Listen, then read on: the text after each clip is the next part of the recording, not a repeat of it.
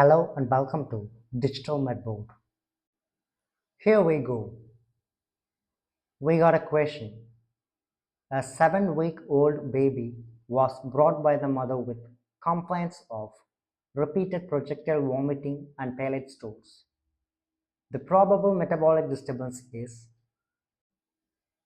the projectile vomiting leads to a loss of gastric hydrochloric acid.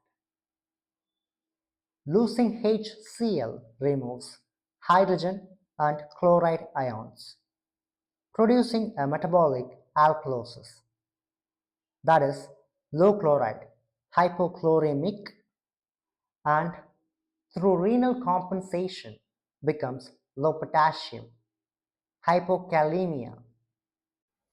Therefore, the disturbance is hypochloremic hypokalemic metabolic alkalosis. So, option B is the correct answer. If you found this video helpful, don't forget to like, share and subscribe to Digital Medboard. Got questions? Drop them in the comments below. See you in the next video. Until then, stay tuned. Choose.